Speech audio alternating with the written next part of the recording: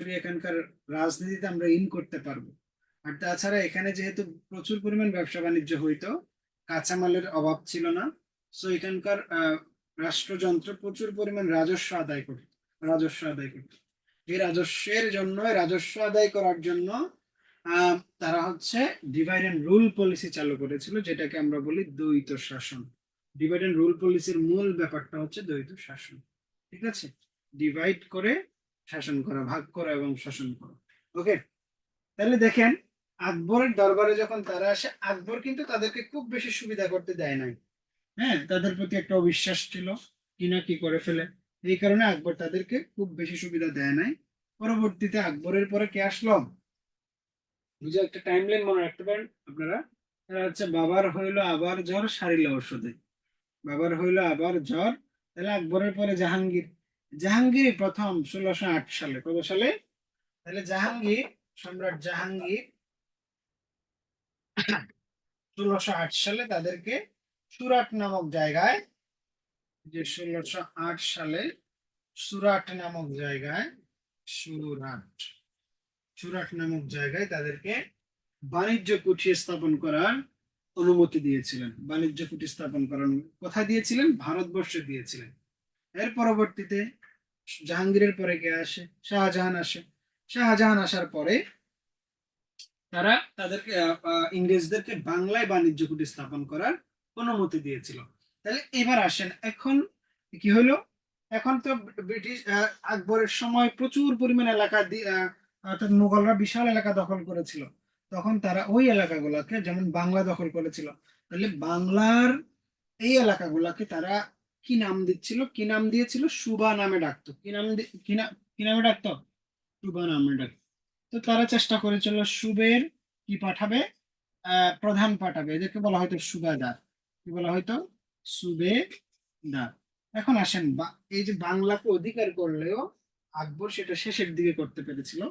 এবং আকবর কিন্তু এখানে এই আমাদের বাংলা অঞ্চলে বারো ভূঁইয়াদের তখন প্রকোপ ছিল, বা বারো ভূঁইয়াদের উপদ্রব ছিল। এই বারো ভূঁইয়ারা কিন্তু আকবরকে পরিপূর্ণভাবে বাংলা দখল করতে দেয় নাই।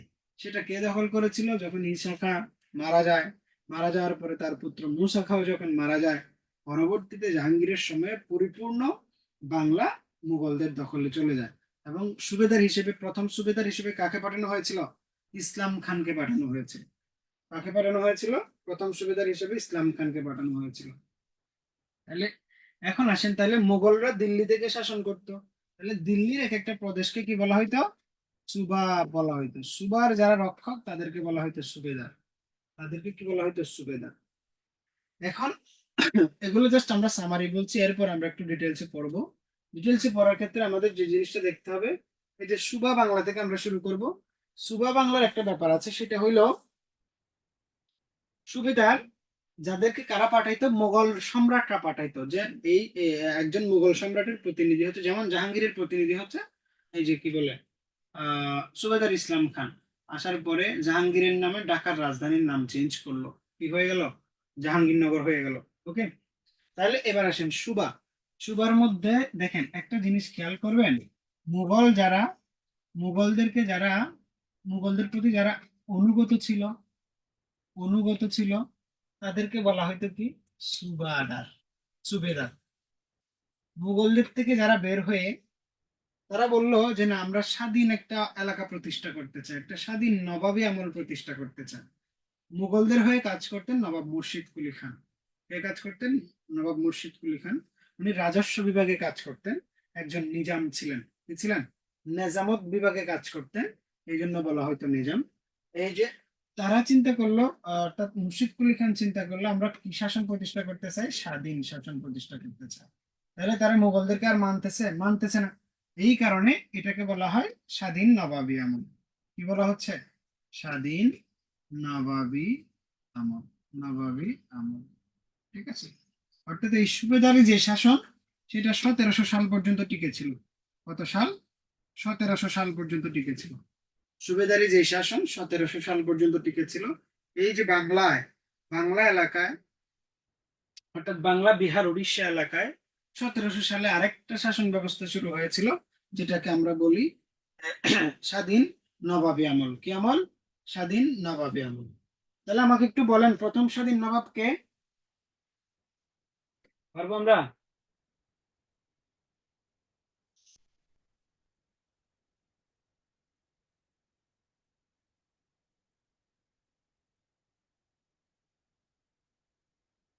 বলেন না আমাকে, রেসপন্স করতে হবে, রেসপন্স করতে হবে।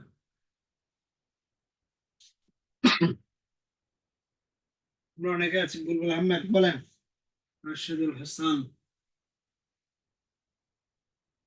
স্বাধীন নবাবী আমল, স্বাধীন নবাবী আমল কবে থেকে শুরু হয়? সুবেদারি আমলের পর থেকে, 1700 সালে। অর্থাৎ নবাবী আমল শুরু করার পরে আস্তে আস্তে এই যে আপনার এই এখানকার বাংলার নিয়ন্ত্রণ হারিয়ে ফেলে কে, কারা? মুঘলরা বাংলার নিয়ন্ত্রণ হারিয়ে ফেলে। মুঘলরা কি হারিয়ে ফেলে? বাংলার নিয়ন্ত্রণ হারিয়ে ফেলে। স্বাধীন নবাবী আমল কত সাল থেকে শুরু হয়? 1700 সাল থেকে শুরু হয়। নবাবদের মধ্যে যিনি প্রথম স্বাধীন নবাব, প্রথম স্বাধীন নবাব বলে আমরা কাকে? মুর্শিদ কুলি খান, অর্থাৎ যিনি এই স্বাধীন বাংলা নবাবী আমলের গোড়াপত্তন করেছিলেন, শুরু করেছিলেন। হুম, প্রথম স্বাধীন নবাব হচ্ছেন নবাব মুর্শিদ, মুর্শিদ কুলি খান, মুর্শিদ কুলি খান। তাহলে মুর্শিদ কুলি খানের পরে আলীবর্দী খান এসেছেন। দেখেন এদেরকে স্বাধীন বলা হয় কেন? এদেরকে স্বাধীন বলা হয় কেন? তারা মুঘলদেরও আনুগত্য মেনে নেয় নাই, ইংরেজদেরও আনুগত্য মেনে নেয় নাই। মুঘলদেরও আনুগত্য মেনে নেয় নাই, ইংরেজদেরও আনুগত্য মেনে নেয় নাই। ইংরেজদের এখন পর্যন্ত ইনিশিয়াল ফেজ চলতেছে। ইংরেজদের আসল রূপ আপনি দেখতে পাবেন 1757 সালের পর থেকে। কবের পর থেকে? 1757 সালের পর থেকে। এবং আমরা সিরাজউদ্দৌলাকে আমরা বলি সর্বশেষ স্বাধীন নবাব, আমরা খুব সাহসিকতার একটা প্রতীক হিসেবে দেখি। আসলে শাসক হিসেবে সিরাজউদ্দৌলা খুবই দুর্বল একজন শাসক ছিলেন, খুবই দুর্বল, এবং হচ্ছে খুবই সিদ্ধান্তহীনতায় ভুগতেন। খুবই মানে আহ, চঞ্চল এবং খুবই অস্থির একজন শাসক। মানে অস্থির, অস্থির বলতে তিনি একজন মানে অস্থিরতায় মগ্ন থাকতেন, এরকম একজন শাসক ছিলেন। এই কারণে ব্রিটিশরা এটার সুযোগ নিয়েছিল, ব্রিটিশরা এই বিষয়টার সুযোগ নিয়েছিল।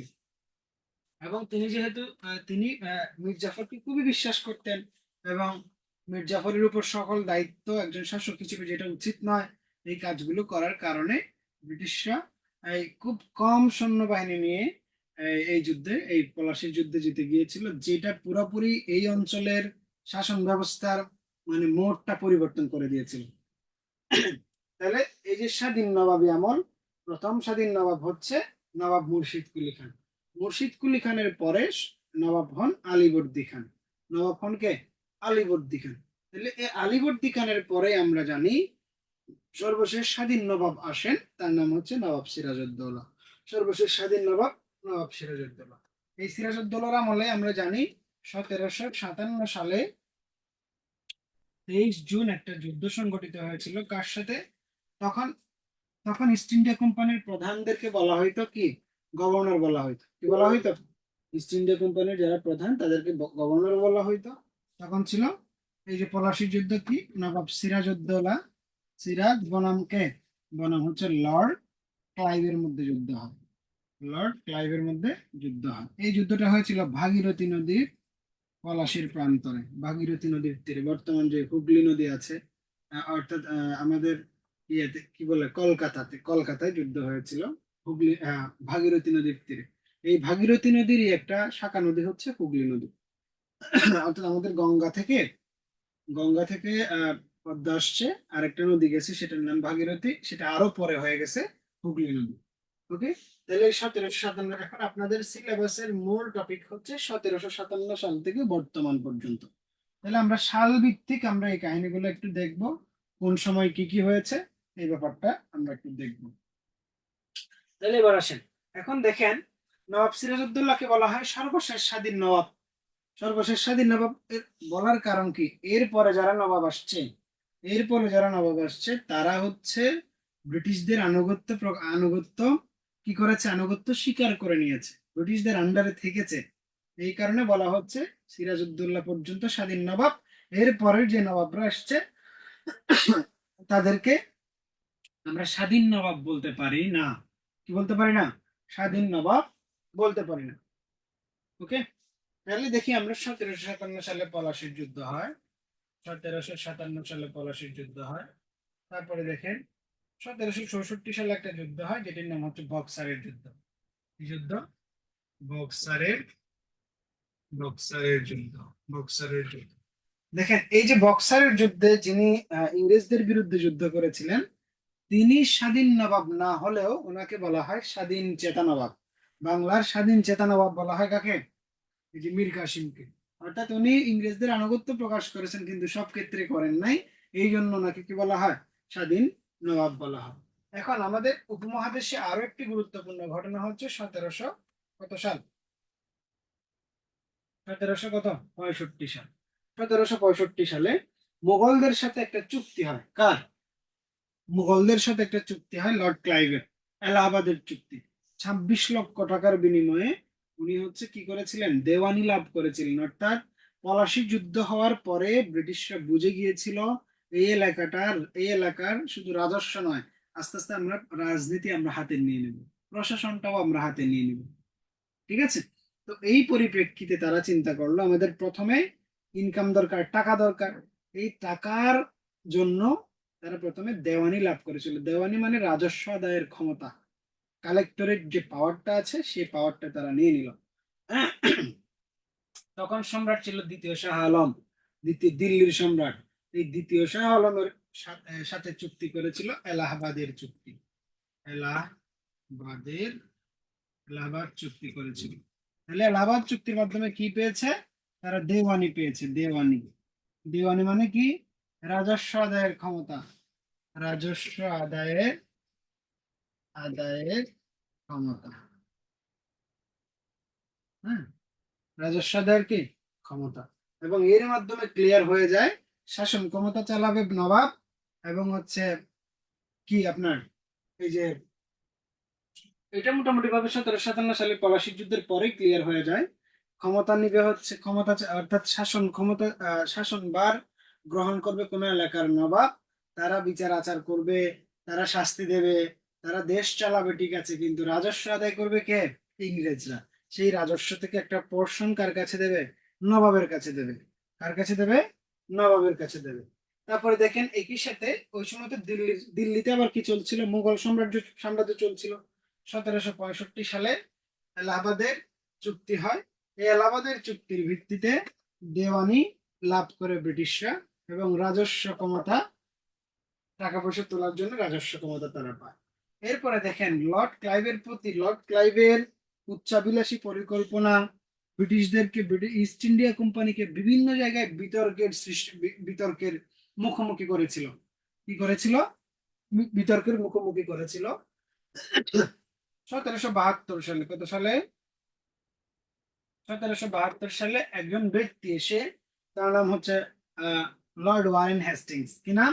লর্ড ওয়ারেন হেস্টিংস একটা আইন তৈরি করেছিল যে ইস্ট ইন্ডিয়া কোম্পানি এই ভারতীয় উপমহাদেশকে কিভাবে তারা এই ব্যাপারটা কিভাবে, অর্থাৎ এদের সাথে কিভাবে ডিল করবে, কিভাবে এই এলাকা শাসন ক্ষমতা বললেন কিংবা এই এলাকা নিয়ন্ত্রণ বলেন, সেটাকে আস্তে আস্তে কিভাবে গ্রহণ করবে, এটার জন্য একটা আইন প্রণয়ন করলো 1772 সালে। এটাকে বলা হয় রেগুলেটিং অ্যাক্ট আইন।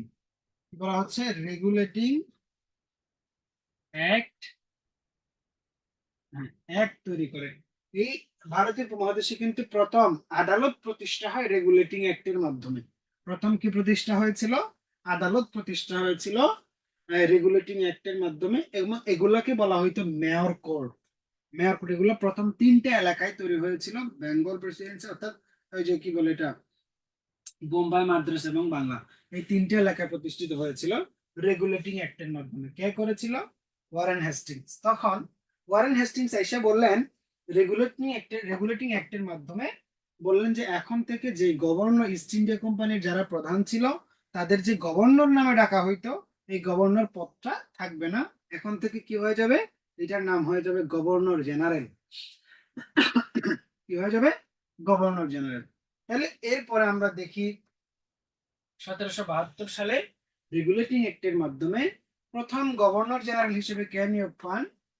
প্রথম গভর্নর জেনারেল হিসেবে জেনারেল হন কে? Lord Warren Warren Hastings, lord Warren Hastings. Okay, আপনাদের যে পিডিএফ আছে লেকচার শিটের পিডিএফ, ওখানে আমরা সিকুয়েন্সিয়ালি পাবেন। ওকে, এটুকু পারা যাবে। তাহলে প্রথম গভর্নর জেনারেল হিসেবে কে নিয়োগ পান? তার নাম হচ্ছে Lord Warren Hastings. Lord Warren Hastings. এখনো কিন্তু আমরা ব্রিটিশ ইস্ট ইন্ডিয়া কোম্পানির আন্ডারেই শাসিত হচ্ছি। এরপরে বিভিন্ন লোকজন, বিভিন্ন লর্ডরা, এদেরকে বলা হয়তো বড় লাট। কি বলা হয়তো? বড় লাট বলা হয়তো। অর্থাৎ যারা ভারতীয় উপমহাদেশের দায়িত্বে ছিল তাদেরকে বলা হয়তো বড় লাট, যারা শুধু বাংলার দায়িত্বে ছিল তাদেরকে বলা হয়তো ছোট লাট। গভর্নর জেনারেল আর লেফটেন্যান্ট জেনারেল, গভর্নর জেনারেল এবং লেফটেন্যান্ট জেনারেল, এই দুইটা নামে ওদেরকে ডাকা হইতো। ওকে, তারপরে তারপর আমরা দেখি 1772 গেল। এরপরে যে গুরুত্বপূর্ণ যে ঘটনাটা পরীক্ষায় আসার মতো, সেটা হচ্ছে, দেখেন, ব্রিটিশদের বিরুদ্ধে, ব্রিটিশদের বিরুদ্ধে আমরা জানি এখানকার আন্দোলন দুই ধরনের। কত ধরনের? দুই ধরনের আন্দোলন চলেছে। দুই ধরনের আন্দোলন চলেছে। একটা আন্দোলন চলেছে সরাসরি ব্রিটিশদের বিপক্ষে, একটা আন্দোলন চলেছে এখানকার মানুষকে শিক্ষিত করার আন্দোলন। বুঝাতে পারলাম? এটাকে আমরা দুই ভাগে ভাগ করতে পারি।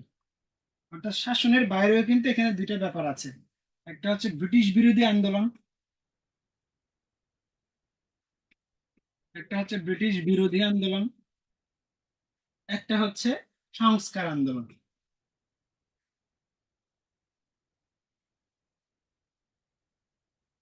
সংস্কার, ব্রিটিশ বিরোধী আন্দোলন মানে হচ্ছে ব্রিটিশদের শাসন এখানে যারা মেনে নেয় নাই, তারা বিভিন্ন সময় ব্রিটিশদের বিরুদ্ধে আন্দোলন করেছে। তারপরে সংস্কার আন্দোলন, যে সমস্ত ব্যক্তিরা খুবই শিক্ষিত ছিল, তারা এই এলাকার মানুষের উন্নয়নের জন্য, শিক্ষাগত উন্নয়নের জন্য, শিক্ষাগত যোগ্যতা বৃদ্ধির জন্য মানুষকে উদ্বুদ্ধ করে বিভিন্ন প্রতিষ্ঠান তৈরি করার মাধ্যমে মানুষকে উদ্বুদ্ধ করেছিল, যেন তারা ইংরেজি শিক্ষা জানার মাধ্যমে এই এলাকার রাজনীতি, অর্থনীতি, প্রশাসনিক ব্যবস্থায় তারা ভূমিকা পালন করতে পারে। এগুলোকে আমরা বলি সংস্কার আন্দোলন। কি আন্দোলন বলি? সংস্কার আন্দোলন। ব্রিটিশ বিরোধী আন্দোলনের মধ্যে আমরা দেখি কি, যেমন কি ধরেন আপনার ফকির সন্ন্যাসী বিদ্রোহ, ফকির সন্ন্যাসী আন্দোলন, ফকির সন্ন্যাসী আন্দোলন। আমরা জানি নারকেল বাড়িয়া বিদ্রোহ,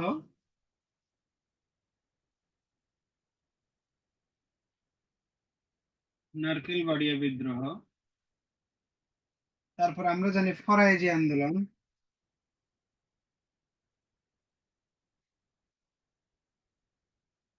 আমরা জানি ফরাইজি আন্দোলন।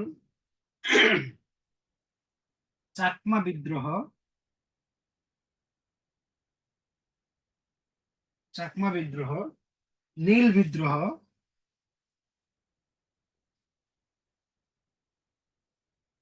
নীল বিদ্রোহ। তাহলে মোটামুটি গুরুত্বপূর্ণ যে আন্দোলন ব্রিটিশ বিরোধী। আরেকটা সবচেয়ে গুরুত্বপূর্ণ, যেটার গুরুত্ব সবচেয়ে বেশি আমাদের এই উপমহাদেশে, এটার নাম হচ্ছে কি আপনার সিপাহী বিদ্রোহ।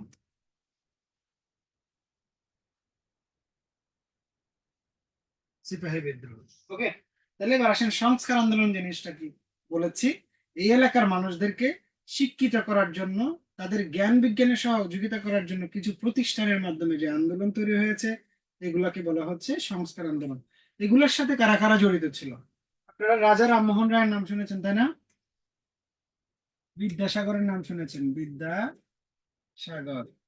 হাজী মোহাম্মদ মহসিনের নাম শুনেছেন, হাজী মোহাম্মদ মহসিন, হাজী মোহাম্মদ মহসিন। সৈয়দ আমির আলীর নাম শুনেছেন আপনারা, সৈয়দ আমির আলী। হুম। নওয়াব আব্দুল লতিফের নাম শুনেছেন, নওয়াব আব্দুল লতিফের নাম শুনেছেন। তারপর আসেন স্যার সৈয়দ আহমদ খান,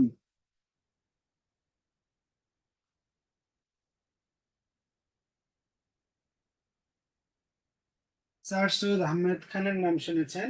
নবাব স্যার সলিমুল্লাহর নাম শুনেছেন।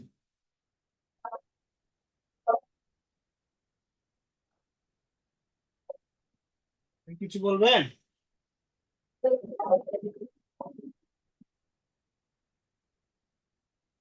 নবাব স্যার সলিমুল্লাহ। তাহলে এই যে ব্যাপারগুলা ফকির সন্ন্যাসী আন্দোলন এগুলো বিশেষ করে কবে হয়েছিল, কে নেতৃত্ব দিয়েছিল, ওই ধরনের প্রশ্ন আসে। আবার আপনাকে বলতে পারে যে বিদ্যাসাগর কি করেছিল, কোন একটা ঘটনা আসে, যেমন কি সে বিধবা বিবাহ প্রচলনে ভূমিকা রেখেছিল, তারপরে সতীদাহ প্রথা বিলোপে গুরুত্বপূর্ণ ভূমিকা পালন করেছিল রাজা রামমোহন রায়। কাজী মোহাম্মদ মহসিন প্রতিষ্ঠানের মাধ্যমে কি দিয়েছিল, চ্যারিটি গঠন করেছিল। সৈয়দ আমির আলী, সে হচ্ছে কলকাতা হাইকোর্টের প্রথম মুসলিম বিচারপতি ছিল, এই যে আপনার সৈয়দ আমির আলী। তারপরে হচ্ছে তার বিখ্যাত বই দ্য সারাসিনস, কি বলে এটা, the spirit of Islam, Saracens of Muslims. হ্যাঁ, তারপর Nawab Abdul Latif Anglo Oriental College প্রতিষ্ঠা করেছিল। স্যার সৈয়দ আহমদ খান একটা আন্দোলন প্রতিষ্ঠা করেছিল যেটাকে বলা হয় আলিগড় আন্দোলন। এছাড়া নবাব শাহ সলিমুল্লাহ বিশাল এই যে এই এলাকার মানুষদের উন্নয়নের জন্য একটা বিশ্ববিদ্যালয়ের জন্য জায়গা প্রদান করেছিল ব্রিটিশদের সাথে ধ্যান দরবারের মাধ্যমে। এবং কথিত আছে ব্রিটিশদের হাতে তিনি হত্যা হয়েছে, মানে তিনি খুন হয়েছিলেন আর কি। এরকম তার মৃত্যুটা খুব রহস্যজনক ছিল আর কি। ওকে, তাহলে এরপরে এখানে দেখবেন ফকির সন্ন্যাসী আন্দোলন কাদের নেতৃত্বে হয়েছিল, কোথায় হয়েছিল, কারকেলবাড়ির বিদ্রোহ, ফরাইজি আন্দোলনের কাদের নেতৃত্ব দিয়েছিল, হাজী শরীয়তুল্লাহ। হ্যাঁ, এটাকে রাজনৈতিক আন্দোলনের রূপদান করেছিল শরীয়তুল্লাহর ছেলে দুদু মিয়া। চাকমা বিদ্রোহ 1770 সালের দিকে হয়েছিল। নীল বিদ্রোহ 1860 সালের দিকে হয়েছিল। তারপরে ওই যে সিপাহী বিদ্রোহ 1857 সালে। এই যে এই সিপাহী বিদ্রোহের সময় কিন্তু ইস্ট ইন্ডিয়া কোম্পানির শাসনের ভিত নড়ে ওঠে, মোটামুটি বলা যায়। ইস্ট ইন্ডিয়া কোম্পানির শাসন এই 1857 সালের বিদ্রোহের মাধ্যমেই শেষ হয়। কবে শেষ হয়? 1857 সালের বিদ্রোহের মাধ্যমে ইস্ট ইন্ডিয়া কোম্পানির শাসন শেষ হয়। তাহলে 1857 সালে যেহেতু সিপাহী বিদ্রোহ হয়েছিল, সিপাহী বিদ্রোহ হয়েছিল, এই বিদ্রোহকে ব্রিটিশরা খুব কষ্ট করে তারা দমিয়েছিল। অর্থাৎ তাদের খুব মানে ঝামেলা পোহাইতে হইলো এই বিদ্রোহটা দমন করতে। তখনকার সময় গভর্নর জেনারেল ছিল লর্ড ক্যানিং। ওকে, লর্ড ক্যানিং এই দেশীয় জমিদারদের সহযোগিতায় এখানকার সিপাহীদের কি করেছিল, কবজা করতে পেরেছিল, অর্থাৎ সিপাহীদেরকে পরাজিত করতে পেরেছিল। জমিদাররা তাদেরকে ধরাই দিত, যে জমিদাররা তো সুবিধা পাইতো। জমিদাররা চিন্তা করেছিল ব্রিটিশরা যদি না থাকে তাহলে জমিদারি প্রথা যেটা আছে সেটা বিলোপ হয়ে যাবে। জমিদারি প্রথা কি হয়ে যাবে? বিলোপ হয়ে যাবে। আপনারা জানেন যে শেরে বাংলাকে ফজলুল হক 1950 সালে এসে ওই ক্ষোভ থেকেই কিন্তু জমিদারি প্রথাটা বাতিল করেছিল, একবারে উইদাউট এনি কম্পেনসেশন। হ্যাঁ, জমিগুলো যাদের কাছে বর্গা থাকতো ওই বর্গা চাষীদেরকেই মালিক হিসেবে, টেনান্ট যারা ছিল তাদেরকে মালিক হিসেবে একটা আইন প্রণয়ন করা হয়েছিল, the Bengal tenancy act, Bengal state acquisition and tenancy act. অর্থাৎ জমিদারদের যে ভূমি, সেই ভূমিটাকে রাষ্ট্রায়ত্ত করা হয়েছিল। এখনো এই আইনের প্রচলন আছে। তাহলে সিপাহী বিদ্রোহ 1857 সালে, এই সিপাহী বিদ্রোহের সময় কিন্তু একবারে 1857 সালে কিন্তু মোগল সাম্রাজ্যের একদম মানে কি হয়ে যায়, একদম শেষ হয়ে যায়, একদম পতন হয়ে যায়। কেন? সিপাহী যারা ছিল, সিপাহীরা কিন্তু এ দেশীয় আমি বলি স্বাধীনতা যুদ্ধ করার জন্য রেডি ছিল। তারা সমর্থন দিয়েছিল কি? তাদেরকে সমর্থন দিয়েছিল দ্বিতীয় বাহাদুর শাহ জাফর। তাহলে ব্রিটিশদের সরাসরি কি হয়ে গেলেন? শত্রু হয়ে গেলেন। এই জন্য ব্রিটিশরা তাকে বিতাড়িত করে এবং ইনি প্রাণ ভয়ে কোথায় পালিয়ে যান? রেঙ্গুনে পালিয়ে যান, ওখানেই পরবর্তীতে মৃত্যুবরণ করেন।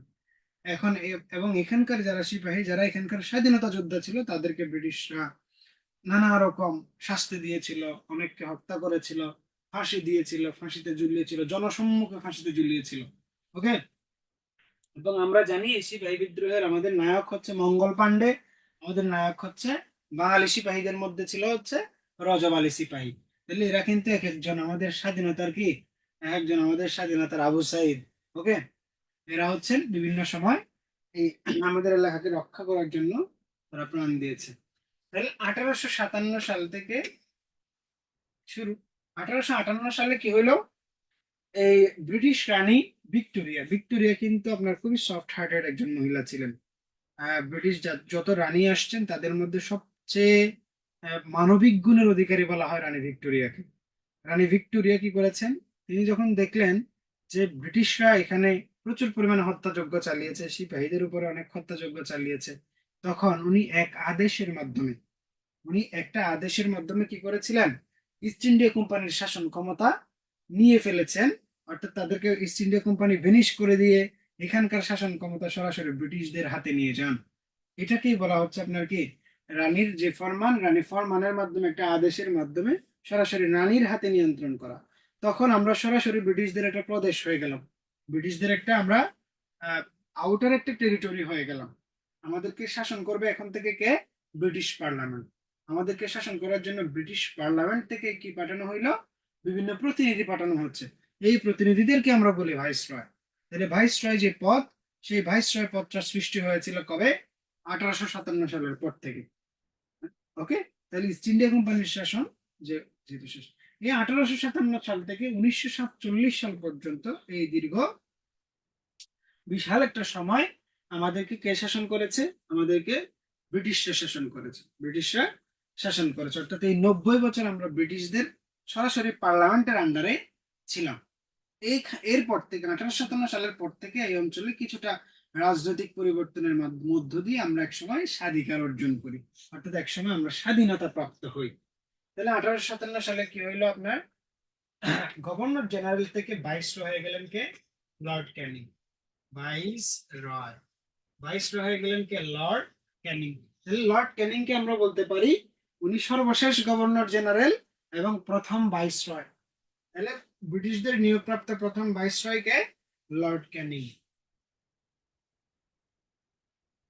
লর্ড ক্যানিং। এরপরে দেখেন, এখানে ভারতীয় উপমহাদেশে ভারতীয়দের জন্য কথা বলা, ব্রিটিশরা আমাদেরকে শাসন করতে আছে, আমরা আমাদের দাবি দেওয়া, আমাদের রাজনৈতিক কি থাকতে পারে, আমাদের রাজনৈতিক উদ্দেশ্য থাকতে পারে, আমাদের মতামত থাকতে পারে, সেটা দেওয়ার মতো আমাদের কোনো প্ল্যাটফর্ম ছিল না। এই জন্য আমাদের কি দরকার ছিল? একটা রাজনৈতিক দল দরকার ছিল। এবং ব্রিটিশরাও এক্ষেত্রে আমাদেরকে সহযোগিতা করেছিল। ব্রিটিশরা কি করেছিল? এবং এখানকার ভারতীয়দের মধ্যে যারা শিক্ষিত সমাজ ছিল, এই শিক্ষিত সমাজের প্রচেষ্টায় এবং ব্রিটিশরা এটাকে ভালো পজিটিভলি নিয়েছিল। অ্যালান অক্টোবিয়ান হিউম নামের একজন ব্যক্তি সহযোগিতায় 1885 সালে এই অঞ্চলের জন্য একটা রাজনৈতিক দল গঠন করা হয়। এটাকে আমরা বলি সর্বভারতীয় জাতীয় কংগ্রেস। কি বলি? সর্বভারতীয় ভারতীয় জাতীয় কংগ্রেস।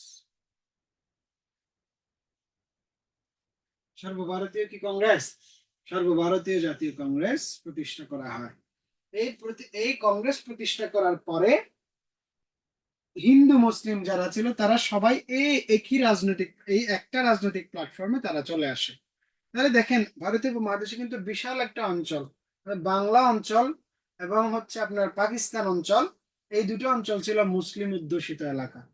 মুসলিম অধ্যুষিত এলাকা এবং জ্ঞান বিজ্ঞানের চর্চায় মুসলিমরা একটু পিছিয়ে থাকার কারণে ব্রিটিশরা ভারতীয়রা একচ্ছত্র ভাবে, যারা হিন্দু সম্প্রদায় ছিল তারা একচ্ছত্র ভাবে এখানকার রাজনৈতিক অধিকার ভোগ করার একটা টেন্ডেন্সি দেখা যায়। রাজনৈতিক অধিকার ভোগ করার কি দেখা যায়? টেন্ডেন্সি দেখা যায়। এর মধ্যে ব্রিটিশরা কিন্তু সিদ্ধান্ত নিয়ে নিল, তারা একটা সময় কি করতে চায়, তারা একটা সময় তারা চাচ্ছে কি, আমাদের যেহেতু এখানে জনবল কম আছে, সেহেতু জনবল আরো বাড়িয়ে এই এলাকাটাকে কিভাবে পাকাপোক্ত করে শাসন করা যায়, সেই টেন্ডেন্সি তারা নিল। এই জন্য তারা দুই অঞ্চলকে ভাগ করার সিদ্ধান্ত নিল। দুই অঞ্চলকে কি করার সিদ্ধান্ত নিল? ভাগ করার। তারা চিন্তা করলো এদেরকে যদি ভাগ করে দেয় তাহলে এরা ইউনাইট থাকতে পারবে না, হ্যাঁ, ইউনিটিতে থাকতে পারবে না। আমরাও আমাদের মতো আমরা যেভাবে চাই ওভাবেই তাদেরকে শাসন করতে পারবো। অর্থাৎ আবার ডিভাইড এন্ড রুল পলিসি, অর্থাৎ ভাগ করো এবং শাসন করো নীতির মাধ্যমে তারা 1905 সালে, কত সালে? 1905 সালে বঙ্গভঙ্গের সিদ্ধান্ত নেয়। বঙ্গভঙ্গের সিদ্ধান্ত নেয়। তাহলে বঙ্গভঙ্গের সিদ্ধান্ত হইলো, বঙ্গভঙ্গ হইলো 1905 সালে। এই 1905 সালে বঙ্গভঙ্গ হওয়ার আগে থেকে ভারতীয় যারা মুসলিম ছিল, ভারতের উপমহাদেশে যারা মুসলিম ছিল তারা বলল যে নিজে আমাদের জন্য কি দরকার, আমাদের জন্য একটা আলাদা রাজনৈতিক দল দরকার। আলাদা কি দরকার? রাজনৈতিক দল। কারণ মুসলিমদেরকে আলাদাভাবে রিপ্রেজেন্ট করার জন্য কোনো রাজনৈতিক কিংবা কোনো সামাজিক বড় বড় বড় কোনো প্ল্যাটফর্ম ছিল না। এই জন্য মুসলিম লীগ প্রতিনিধিরা 1906 সালে লর্ড মিন্টুর কিসে অ্যাপ্রুভালের মাধ্যমে একটা রাজনৈতিক দল প্রতিষ্ঠা করে। তাহলে আমরা জানি কি 1906 সালে মুসলিম লীগ প্রতিষ্ঠা হয়। কোন লীগ প্রতিষ্ঠা হয়? মুসলিম লীগ প্রতিষ্ঠা হয়। মুসলিম লীগ প্রতিষ্ঠা করা হয়। এখন আসেন, এই যে 1905 সালে বঙ্গভঙ্গ হইল, এই বঙ্গভঙ্গের প্রতিবাদে বঙ্গভঙ্গকে বঙ্গভঙ্গ এমন একটা বিষয়, এই বিষয়ের মাধ্যমে হিন্দু মুসলিম সম্পর্কের মধ্যে এমন একটা মানে একটা চিরকাল একটা ফাটল তৈরি করে দিয়ে গিয়েছিল, যে ফাটলটাকে এখনো বিভিন্ন পলিটিক্যাল পার্টিরা ট্রাম্প কার্ড হিসেবে ইউজ করে। ঠিক আছে? অর্থাৎ হিন্দু মুসলিমের যে সম্প্রীতি ছিল, তারা যে একসাথে এক টেবিলে বসে আলোচনা করতে, এক টেবিলে বসে খাইতো, ওই ব্যাপারটা বঙ্গভঙ্গের মাধ্যমে শেষ হয়ে যায়। কিভাবে শেষ হয় আমরা একটু দেখি। বঙ্গভঙ্গ হইলো, এখন ব্রিটিশরা ভারতীয় হিন্দু সম্প্রদায়ের মানুষজন চিন্তা করলো এটা হচ্ছে আমাদের বঙ্গ মাকে আলাদা করে দিয়েছে, বঙ্গমাতার অঙ্গচ্ছেদ বলছে। এখন মুসলিমরা চিন্তা করে মুসলিমদের যে এলাকাগুলো আছে এগুলো একটু পিছিয়ে পড়া, এই জন্য এখানে কি হবে, এখানে একটা রাজধানী, ঢাকা যদি রাজধানী হয় তাহলে কলকাতার মতো হয়ে যাবে, এটাও এটাতে উন্নতি হবে, এটাতে কোর্ট কাছারি হবে, বিশ্ববিদ্যালয় হবে, কলেজ প্রতিষ্ঠা হবে, অন্যান্য সরকারি প্রতিষ্ঠান হবে। এই কারণে মুসলিমরা খুব খুশি হয়, হিন্দুরা খুবই বেজার হয়, তারা খুবই রাগ করে ব্যাপারটা নিয়ে। তাহলে মুসলিম এবং হিন্দুদের মধ্যে একটা মানসিক টানাপোড়েন তৈরি হয়। হিন্দু সম্প্রদায়ের লোকজন মনে করে যে ব্রিটিশদের পক্ষ পক্ষ নিয়ে কথা বলতেছে কারা? মুসলিম সম্প্রদায়রা। মুসলিমরা চিন্তা করলো এদিকে উন্নয়ন টুন্নয়ন হবে, বিভিন্ন কিছু হবে, এদিকের মানে এখানে একটা ব্যাপার আছে, এখানে বঙ্গভঙ্গের যে চিন্তা, এখানে হচ্ছে আপনার হিন্দুদের চিন্তাটা একটু সুদূর প্রসারী ছিল, কারণ তারা একটু মানে ইংরেজি শিক্ষায় শিক্ষিত ছিল, আর মুসলিমদের মধ্যে একটা ট্যাবু ছিল। ট্যাবু ছিল কিরকম, যে ইংরেজি শিক্ষা গ্রহণ করাটা বোধহয় পাপ, এই টাইপের একটা, যেহেতু তারা খ্রিস্টান, এই কারণে এই ব্যাপারটা পাপ এইভাবে তারা রিপ্রেজেন্ট করার চেষ্টা করতো। ঠিক আছে? এটার পরবর্তীতে বিভিন্ন ক্ষেত্রে কিন্তু মুসলিমরা এটার ফল ভোগ করেছে। তাহলে 1908 সালে হিন্দু সম্প্রদায়ের নেতৃত্বে কি শুরু হয়ে যায়? স্বদেশী আন্দোলন শুরু হয়। স্বদেশী আন্দোলন শুরু হয়েছিল। স্বদেশী আন্দোলনের আরেকটা নাম আছে, কেউ বলতে পারবেন? স্বদেশী আন্দোলনের আরেকটা নাম আছে, অর্থাৎ বঙ্গভঙ্গের পরিপ্রেক্ষিতে যেহেতু দুই বাংলাকে আলাদা করা হইলো, এই জন্য এটার পরিপ্রেক্ষিতে ব্রিটিশদের বিরুদ্ধে যে আন্দোলন, এটাকে বলা হচ্ছে স্বদেশী আন্দোলন। স্বদেশী আন্দোলন মানে কি, আমরা ব্রিটিশের কোনো পণ্য কিনবো না, আমরা আমাদের দেশীয় পণ্য ব্যবহার করব, তাদেরকে ব্যবসা বাণিজ্য করতে দিব না। এটা এক প্রকার অসহযোগ আন্দোলন। এক প্রকার কি আন্দোলন? অসহযোগ আন্দোলন। তাহলে আমরা জানি 1908 সালে স্বদেশী আন্দোলন হয়, এটাকে বলা হয়তো বিলাতি পণ্য বর্জন আন্দোলন।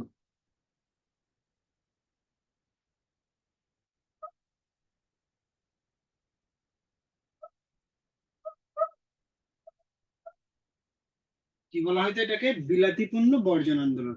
তাহলে 1908 সালে কি হলো? স্বদেশী আন্দোলন হলো।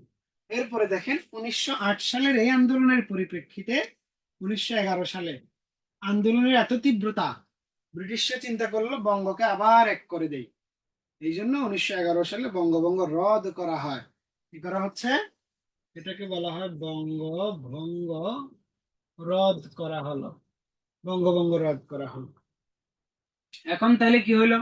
বঙ্গভঙ্গ রদ করার সিদ্ধান্তে হিন্দুরা খুব খুশি হইলো, মুসলিমরা খুব রাগ করলো। তাহলে মুসলিম হিন্দুদের মধ্যে আবার একটা টানাপোড়েন তৈরি হলো, এবং ওই সময় বিভিন্ন এলাকায় হিন্দু মুসলিমদের মধ্যে কি হইলো? মারামারি হয়েছে। ভারতের এবং বাংলা অঞ্চলের বিভিন্ন এলাকায় মারামারি হয়েছে। ঠিক আছে? অর্থাৎ এই সিদ্ধান্তটা ব্রিটিশরা সিদ্ধান্ত নিলে এখানে আমাদের মধ্যে দাঙ্গার পর্যায়ে চলে গেছে বিষয়টা। ওকে, তারপর আসেন, এই যে হিন্দু মুসলিমদের যে ফাটলটা, সেটার ফলাফল হচ্ছে দেশভাগ। অর্থাৎ এইরকম একটা বাজে ফলাফল হয়েছিল, সেটা আসলে অকল্পনীয়। এত মানুষের প্রাণ গিয়েছিল, খুবই অভাবনীয় একটা বাজে একটা ফলাফল হয়েছিল আর কি। তাহলে দেখেন, এরপর আমরা দেখি 1912 সাল।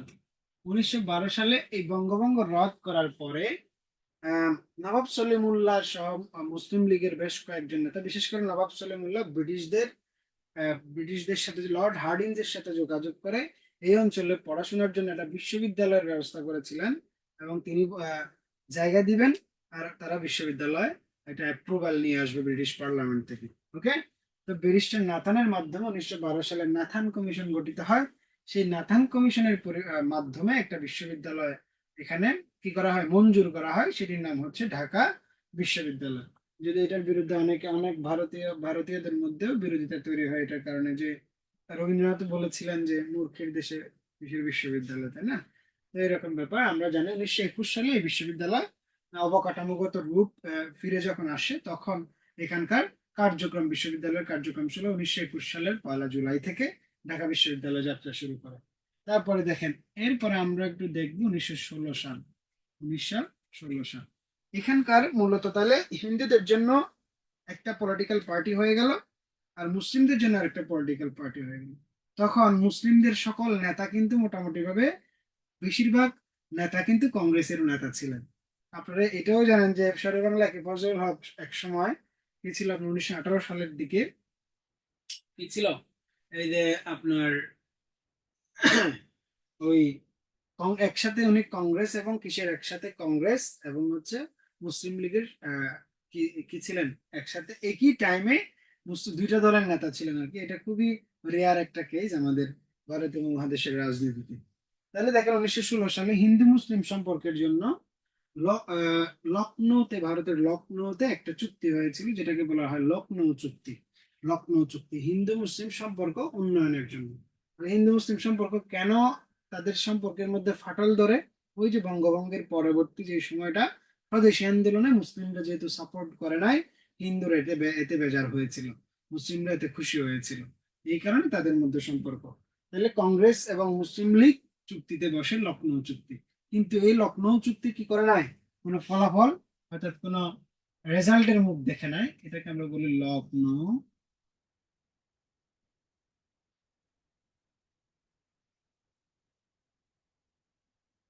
লখনৌ চুক্তি।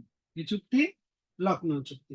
এর মধ্যে কিন্তু ব্রিটিশরাও থেমে নাই, এখানকার এলাকার মানুষকে দমাতে, তারা তাদের কথা বলা দমাতে, তাদের সংবাদপত্রকে নিয়ন্ত্রণ করতে আমরা জানি 1918 সালে একটা আইন গঠন করেছিল, নাম হচ্ছে রাওলাট আইন। রাওলাট আইন হচ্ছে একটা দমনমূলক আইন। দমনমূলক আইন, সংবাদপত্র যে গণমাধ্যমগুলো ছিল, সংবাদপত্র ছিল, তাদেরকে তাদের কণ্ঠ রোধ করার জন্য রাওলাট আইনের সৃষ্টি করেছিল।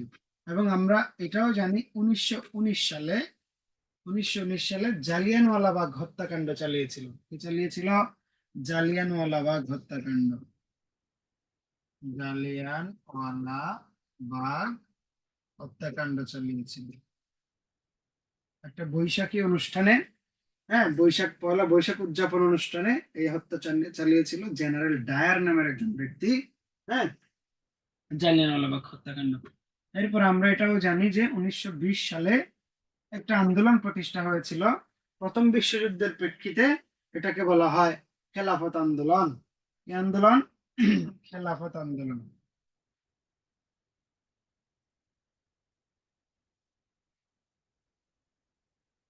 এই আন্দোলন প্রতিষ্ঠা হয়েছিল খেলাফত আন্দোলন।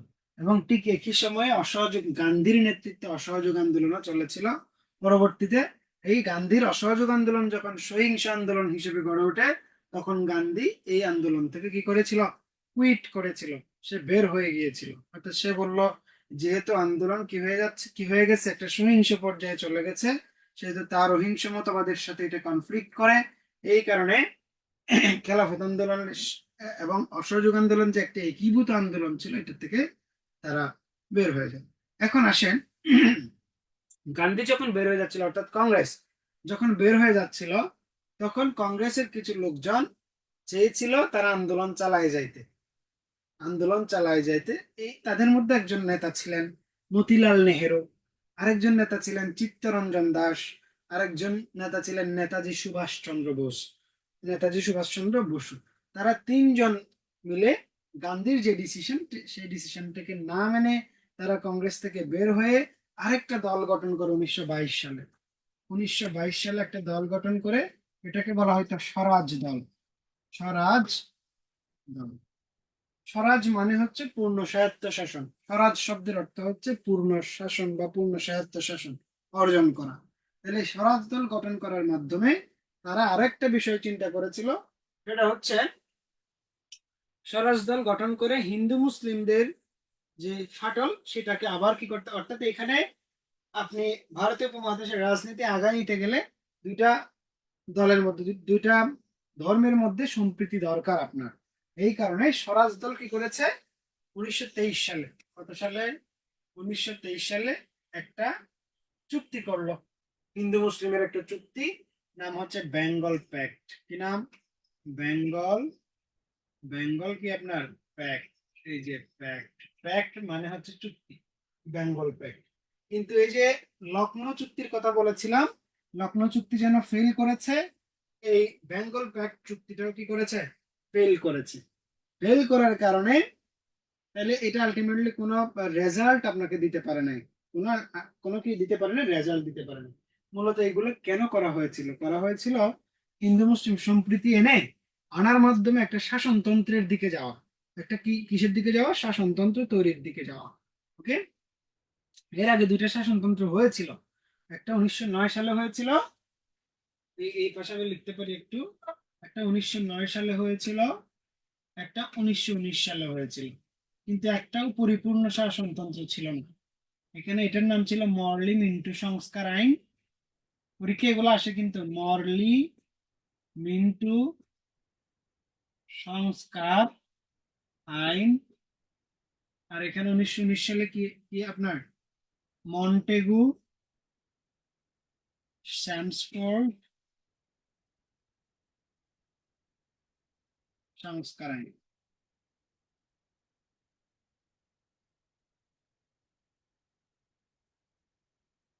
মরলি মিন্টু সংস্কার আইন এবং মন্টেগু স্যামসফোর্ড সংস্কার আইন, মন্টেগু স্যামসফোর্ড সংস্কার আইন। তাহলে এবার আসেন বেঙ্গল প্যাক্ট, হলে বেঙ্গল প্যাক্টও কিন্তু ফেল করেছে। তাহলে এখন আসেন সবগুলো ফেল করতে করছে যেহেতু ব্রিটিশরা, 1927 সালে, কত সালে, 1927 সালে তারা একটা কমিশন প্রেরণ করেছিল, এটার নাম হচ্ছে সাইমন কমিশন। কি কমিশন? Simon commission. সাইমন কি? সাইমন কমিশন, 1927 সালে সাইমন কমিশন। এখন ঝামেলা কাদের মধ্যে? হিন্দু এবং মুসলিমদের মধ্যে। আসছে কারা? ব্রিটিশরা। কাকে পাঠালো? সাইমনকে পাঠালো। হ্যাঁ, 3 সদস্য বিশিষ্ট একটা কমিশন। এই 3 সদস্যের মধ্যে কেউ, সবাই ব্রিটিশ ছিল এবং তারা এসে নিজেরা নিজেরা একটা সিদ্ধান্ত নিয়ে চলে গেল, অর্থাৎ ভারতীয় উপমহাদেশের মানুষের সিদ্ধান্ত নিচ্ছে, কিন্তু এখান থেকে কোনো প্রতিনিধি তারা রাখে নাই। এই জন্য এটাকে বলা হয়তো অল হোয়াইট কমিশন। কি কমিশন বলা হয়তো? অল হোয়াইট কমিশন, যেহেতু সব সাদাদেরকে নিয়ে গঠিত কমিশন।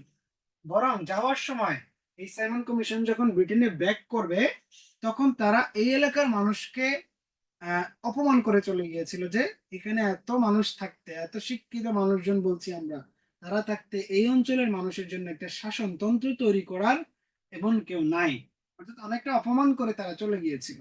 এই ক্ষোভে, এই রাগে 1928 সালে, 1928 সালে ভারতীয়দের জন্য একটা পরিপূর্ণ শাসনতন্ত্র তৈরি করেছিলেন কে? মতিলাল নেহেরু।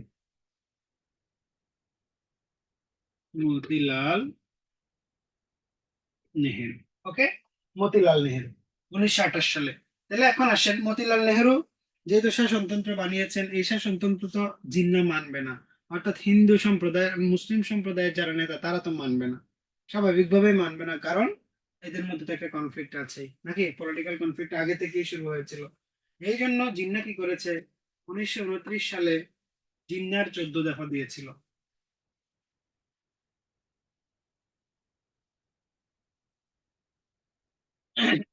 এগুলো পরীক্ষায় কিভাবে আসবে, আপনাকে বলবে মন্টেগু স্যামসফোর্ড সংস্কার আইন কবে হয়েছিল, হ্যাঁ, বা নিচের কোনটি 1929 সালের ঘটনা, 1928 সালের ঘটনা, 1919 সালের ঘটনা, বা নিচের কোন ঘটনাটি আগে হয়েছে, নিচের কোন ঘটনাটি সবার পরে হয়েছে। এইভাবে কয়েক ক্যাটাগরিতে প্রশ্ন আসতে পারে। তাহলে 1928 সালে মতিলাল নেহেরু কি দিয়েছিল? নেহেরু রিপোর্ট দিয়েছিল। এটাকে বলে নেহেরু রিপোর্ট। মতিলাল নেহেরু নেহেরু রিপোর্ট দিয়েছিল। ওকে, 1929 সালে জিন্নার 14 দফা। এখন আসেন, তাহলে এখানে এগুলো ফেল করেছে, সবগুলো ফেল করেছে, সবগুলো ফেল করেছে। ফেল করার কারণে এখন আসেন, ব্রিটিশরা চিন্তা করলো তাহলে তোমরা এবার আমাদের কাছে আসো, আমরা গোল টেবিল বৈঠক করি। কি করি? গোল টেবিল বৈঠক করি। এইভাবে আমরা জানি 1930 থেকে 1932 সাল পর্যন্ত গোল টেবিল রাউন্ড টেবিল কনফারেন্স চলে। গোল টেবিল বৈঠক চলে। এই গোল টেবিল বৈঠকের মাধ্যমে ভারতীয়দের জন্য কি শাসনতন্ত্র তৈরি করা যায় সেই বিষয়ে সিদ্ধান্ত হয়। এখানে মুসলিমরা চেয়েছিল আলাদা নির্বাচন ব্যবস্থা, সংরক্ষিত মুসলিম কি বলে, যেখানে হিন্দু সংখ্যাগরিষ্ঠ মানুষ এলাকা থাকবে সেখানে মুসলিমদের জন্য সংরক্ষিত আসন থাকবে, যেখানে মুসলিমরা বেশি থাকবে সেখানে অমুসলিম আসন থাকবে। এই ধরনের একটা আলাদা নির্বাচন চেয়েছিল, আলাদা ভাগ করে। তারপরে দেখেন, এরপরে এখন আসেন 1932 সালে একটা ব্রিটিশ প্রধানমন্ত্রী ছিল তখন, ম্যাকডোনাল্ড। ম্যাকডোনাল্ড কি করেছিল তখন, ব্রিটিশদের দেখেন বিভিন্ন এলাকা যেমন কি বিহার, তারপর আমরা যদি দেখি পাঞ্জাব, এই এলাকাগুলোতে কিন্তু সমপরিমাণ, অর্থাৎ মোটামুটি 50-50 হিন্দু মুসলিমদের বসবাস ছিল। কাদের? হিন্দু মুসলিমদের বসবাস ছিল। তো এই কারণে এই এলাকাগুলোকে ভাগ করার জন্য, এই এলাকাগুলোকে কি করার জন্য, অর্থাৎ পাঞ্জাব তো আর হিন্দুরাও ছেড়ে দেবে না, মুসলিমরাও ছেড়ে দেবে না, এই জন্য তাকে ভাগ করার জন্য, বিহারকে ভাগ করার জন্য কি করা হলো, একটা সাম্প্রদায়িক রুয়েদাত, সাম্প্রদায়িকতার ভিত্তিতে যেহেতু একটা এলাকা ভাগ করা হচ্ছে, এই জন্য দিছে ম্যাকডোনাল্ডে। 32 সালে ম্যাকডোনাল্ড কি ঘোষণা করেছিল, ম্যাকডোনাল্ড এর সাম্প্রদায়িক রুয়েদাত।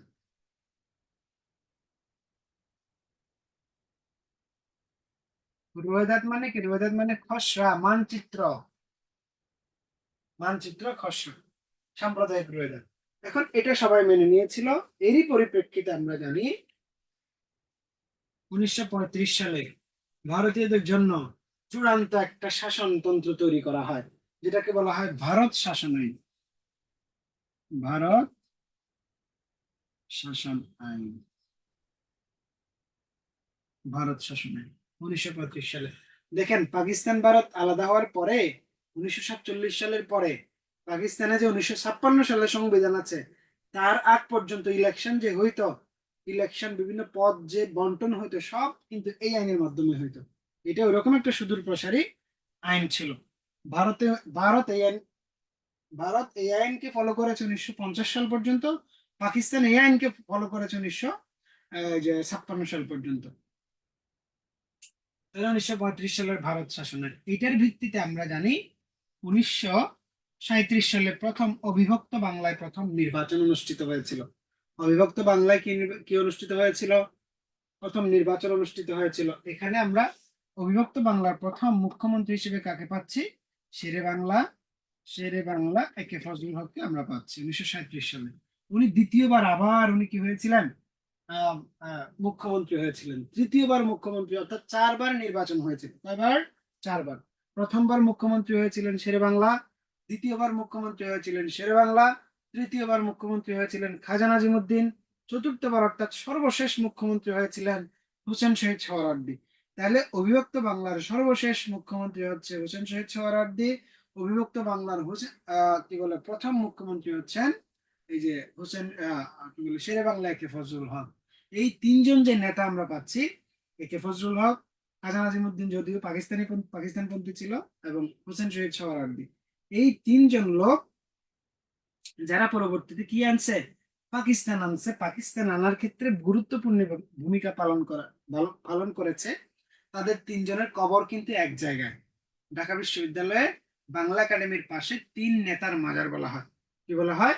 3 নেতার মাজার বলা হয়। তাহলে 1937 সালে ইলেকশন হইলো, এবং ইলেকশনের পরবর্তীতে দেখা যায় আস্তে আস্তে দেশ বিভাগের দিকে আমরা আগায় যাব। 1900 কত সাল? 39 সালে জিন্না তখন, তাহলে এখন মুসলিম লীগের কৃষক প্রজা পার্টির নেতা হচ্ছে শেরে বাংলা কে ফজলুল হক, মুসলিমদের নেতাও উনি, আবার মুসলিম লীগের মুসলিমদের নেতা হচ্ছে জিন্না। ওকে, তাহলে এখন জিন্না কি দিয়েছিল? জিন্না দ্বিজাতি তত্ত্ব দিয়েছে, দ্বিজাতি তত্ত্ব দিয়েছে।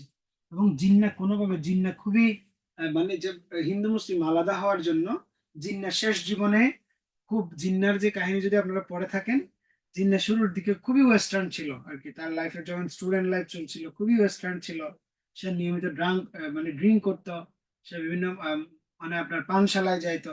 তারপরে হচ্ছে আস্তে আস্তে আশরাফ আলী থানভীর মাধ্যমে এই জিন্না কি হয়ে যায়, জিন্নাকে আশরাফ আলী থানভী হচ্ছে বিভিন্ন সময় কি দিতেন, চিঠি দিতেন যে মুসলিমদের নেতা কেমন, মানে কেন এরকম, মুসলিমদের নেতার তো আগে কি থাকতে হবে, একটা পাঞ্জাবি, একটা টুপি, এই জিনিসগুলো তো থাকতে হবে। হ্যাঁ, জিন্নাকে আস্তে আস্তে, জিন্নার মনের ভেতরে আস্তে আস্তে মুসলিম মানে ধর্মের প্রতি একটা প্রীতি নিয়ে আসেন আস্তে আস্তে। এই জন্য জিন্নার লাইফের শেষের দিকের ছবিগুলোতে আপনারা দেখবেন জিন্না টুপি পরতো, জিন্না হচ্ছে পাঞ্জাবি পরতো, তাই না? এবং জিন্না কিন্তু সবসময় হাত একটু গুটায় রাখতো, হাতে একটু তার প্রবলেম ছিল আর কি। এখন সে জানতো যে যদি জিন্না না থাকে তাহলে দেশ বিভাগ হবে না। এই কারণে তার যত অসুস্থতা ছিল এই সবগুলো মোটামুটি ভাবে জনসম্মুখে বা কিংবা কি বলে এটা, সংবাদপত্র কিংবা নিউজ থেকে কি করে রাখতেন, নিজেকে লুকায় রাখতেন। অনেকটা সময় এটা দেখা যায় আর কি। জিন্না খুবই ধুরন্ধর লোক ছিলেন এবং হচ্ছে আপনার শেরে বাংলা জিন্নার মেধার কাছে কিন্তু শেরে বাংলাও শেষ পর্যন্ত পারে নাই, এবং জিন্নার কারণেই এই দ্বিজাতি তত্ত্বটা সাস্টেইন করেছিল। শেরে বাংলার যে লাহোর প্রস্তাব সেটা পরবর্তীতে সাস্টেইন করে নাই। এবং এই টাইমটাতে জিন্না ছিল মুসলিম লীগের, অর্থাৎ মুসলিমদের একদম অভিসংবাদিত নেতা বনে যায়। এই কারণে বিভিন্ন এই যে ব্যাপারগুলোর কারণে কিন্তু জিন্নার দ্বিজাতি তত্ত্বটা সাস্টেইন করেছিল। নয়তো লাহোর প্রস্তাবের ভিত্তিতে কিন্তু আমরা একাধিক রাষ্ট্রই পেতাম, অর্থাৎ পাকিস্তান আলাদা হয়ে যেত, এই বাংলা অঞ্চল অর্থাৎ পূর্ব পাকিস্তান নামে আর আলাদা একটা রাষ্ট্র পাইতাম। তাহলে এবার আসেন 1940 সালে লাহোর প্রস্তাব দিয়েছিল কে? শেরে বাংলা কে? ফজলুল হক। এগুলো তো কেউ রেসপন্স করেন না, করেন নাকি বলুন তো?